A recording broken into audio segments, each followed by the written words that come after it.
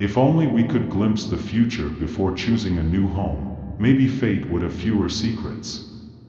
But what would life be without the bitter taste of uncertainty, without the shadows lurking in the darkest corners of our decisions? A family, simple in their quest for peace, decided to leave the chaos of the city behind. The father, hopeful of offering a quieter life for his children, saw in that isolated house, surrounded by just a few others, the promise of tranquility. The mother, always concerned about her kids' well-being, saw it as a safe haven, far from the dangers she believed haunted the bustling streets of the city. The children, two innocent souls, saw the move as a new adventure, unaware that it might be their last. The neighborhood, wrapped in an unsettling stillness, seemed to welcome them with a silence that only experience could decipher as an omen. The few houses around, spaced out among tall trees and thick shadows, painted an almost poetic scene, where solitude seemed the only constant. Yet, something in the air, a cold breeze that cut through the afternoons, or the distant sound of dry leaves being crushed under unseen footsteps, hinted that this apparent calm was more treacherous than it appeared. Across from the family's new home stood a small, old house, with an aura of despair that not even the midday sun could penetrate. Its narrow, dimly lit windows resembled the eyes of a slumbering, yet vigilant creature. Something about that structure whispered of forgotten, ancient stories, stories that I, a poor narrator, know all too well. Perhaps it was the rotting wood that creaked at night, or the dry vines climbing the walls, like bony hands trying to escape from the underground. The first few days in their new home were a mix of excitement and adjustment. The father, ever practical, busied himself with organizing the house, while the mother added touches to create a cozy environment for the little ones. Everything seemed to be going well until something caught everyone's attention, a constant presence across the street. Through the window of that old house, a child seemed to be watching them, motionless, eyes fixed on a TV screen that emitted nothing but static.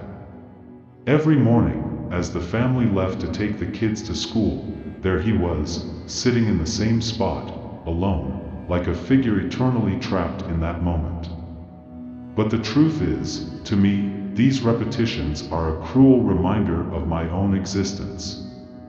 I am condemned to relive and tell the same stories, waiting, day after day, for something different to happen. But nothing changes. Like that child, I too am trapped, watching the world move while I remain still, a spectator to the tragedies that endlessly unfold before me. Mornings in that new neighborhood began to follow a strange, almost ritualistic pattern. Each day started with the silence broken by the sound of tires on the gravel road as the family's car slowly made its way, taking the kids to school.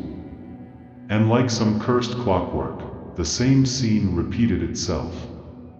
The child, always alone, sat in front of the TV, staring at the static with vacant eyes. There was no expression on his face, just an unsettling fixation, as if something in those inaudible noises had captured his very soul. At first, the family tried to brush off the oddity of the scene, chalking it up to a child's imagination or mere coincidence. Maybe, they thought, it was just a kid with unusual hours, or some temporary situation that would soon be explained by an unknown family routine. But as the days went by, the pattern remained unbroken. That boy, always at the same time, in the same spot, as if time had stopped there, or as if he were waiting for something that would never come. It was on one of those mornings, as the car slowly pulled away, that the father finally voiced the unease that had been growing inside him. He exchanged a look with his wife, who had noticed the same thing but had avoided speaking about it, as if silence could somehow dispel the discomfort. The children, innocent as they were, still hadn't picked up on the darkness that seemed to hover over that house. But the parents knew something was off, that this neighborhood, so promising in its peaceful appearance, held secrets that weren't easily uncovered. Every return home at the end of the day was marked by the disturbing absence of the boy in the window. The TV, still on, continued to emit its constant static, a sound that now echoed in the family's minds, even when they were across the street. Where was the child at that hour? Why did he disappear as soon as the sun began to dip below the horizon? Those unanswered questions started to gnaw at the peace the family had sought so desperately. To me, each burst of static from that TV sounded like a lament, a cry from something forgotten, desperately trying to be heard. Like the static of a lost life, clinging to existence in an endless loop. I understand the despair of that child, because it mirrors my own, trapped in the stories I tell, waiting for the moment when I might finally find my rest. The tension in the family's house grew with each passing morning until one day, the unease became unbearable. After a night of restless dreams where that insufferable static seemed to follow him even into sleep, the father made a decision. He convinced his wife that they should introduce themselves to the occupants of that house. Maybe, by meeting the boy's family, they could find a simple explanation for his behavior, and with it, bring peace back into their lives. With heavy hearts and a sense of dread that seemed to deepen with each step, the family crossed the street that cold morning. The house looked even more ominous up close, its faded walls telling stories of years of neglect. When they finally reached the door, they hesitated. The old wood seemed to have absorbed years of suffering, and as the father touched it, a shiver ran down his spine. Taking a deep breath, he knocked, the sound echoing hollowly, as if the inside of the house was an endless void. To their surprise, the door slowly creaked open, without a sound, revealing the boy they had seen every day through the window. He stood there, exactly as they always saw him, poorly dressed, in dirty, shabby clothes, with those deep-set eyes that seemed to have witnessed far more than any child should. He stared at them for a moment, his expression devoid of any emotion. The father tried to force a smile while the mother, ever cautious, asked about the boy's parents. "They're coming," the boy replied, his voice barely a whisper, as if he were speaking to someone far away. The response made the air feel heavier, thick with a dark anticipation. The father exchanged a glance with his wife, who tightened her grip on the children's hands, both of them sensing that something was profoundly wrong. Unsure of how to proceed, they thanked the boy and slowly backed away, the static from the TV still echoing through the house. The walk back home was silent, each of them lost in their own thoughts. That boy, so strange and unsettling, seemed to carry a burden they couldn't begin to understand. Something about that house, about that boy, resonated deeply with me. His solitude and the way he was trapped in front of that television reminded me of my own curse, bound to tell endless stories while the world around me changes, and I stay the same. But unlike me, that boy had something I didn't. He was still alive, or at least he seemed to be. The following days brought a change the family hadn't expected, one that deepened the mystery surrounding the house across the street. The boy, who used to spend his mornings hypnotized by the static on the TV, now adopted a new behavior. Every time the family left the house, he was there, but instead of staring blankly at the screen, his eyes were now fixed on them. That gaze, so deep and unwavering, followed every move the parents and children made as they got into the car. He watched them with a disconcerting intensity, as if he were studying every detail, every gesture, trying to understand something far beyond what the family themselves could perceive. The feeling of being watched, day after day, became unbearable. It was as if the boy was trying to communicate something, but what exactly did he want? His expression, though silent, carried a weight, an unspoken message that kept the family in a constant state of unease. The children began to feel the disturbing presence, even though they didn't fully grasp what was happening. The parents, on the other hand, could no longer ignore the growing dread inside them. Each morning, that silent observation from the boy made them feel as though they were being watched, like the unwitting protagonists of a story they never chose to be a part of. That's when the father decided something had to be done. He could no longer bear the weight of the uncertainty. Convinced that the boy was either abandoned or that something terrible was happening in that house, he and his wife decided to call the police. Maybe, they thought, the authorities could uncover the secrets that house was hiding. Perhaps the boy's situation could be resolved, and normalcy could finally return to their lives. The arrival of the police in the usually quiet neighborhood brought with it a strange mix of hope and fear of what might be uncovered. The officers, after being briefed on the situation, approached the old house with caution, their flashlights illuminating the dark interior through the windows. But when the door was finally opened, the emptiness that greeted them was more terrifying than any presence. The house was completely deserted.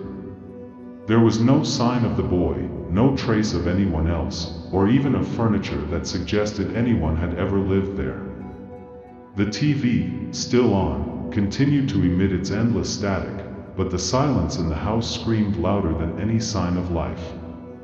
The revelation that the house was empty left the family in shock. How could this be? Where was the boy they had seen every day? Who was he, if he even existed at all? To me, the sight of that empty house was an echo of a truth I knew all too well. The stories, the ghosts of the past, never really go away. They linger, like me, trapped between what was and what could have been, waiting for someone to remember them, to see them, even if just for a fleeting moment. And so, doubt began to turn into fear, as reality proved to be even more insidious than the shadows that surrounded them. At night, the emptiness of the house across the street felt more oppressive than ever. The wind blew through the trees, creating whispers that seemed to mock the family, as if nature itself knew something they couldn't understand. The TV in the old house continued to emit its static, a constant presence that now haunted each of their minds. The father, sitting in the living room, felt the weight of the mystery bearing down on him, while the mother struggled in vain to soothe the children to sleep. There was something in the air, a sense that the answers they so desperately sought were about to reveal themselves, but not in the way they imagined. In the middle of the night, the family was jolted awake. A sound that didn't belong, something that shouldn't have been there, pierced the silence. It was a laugh, but not just any laugh. It was the laugh of a child, sharp and filled with a sinister glee, echoing through the halls like a nightmare come to life. The parents looked at each other, pale, as the children began to cry, fear finally gripping them all. The laugh came again, louder this time, closer, as if the child was inside their own home.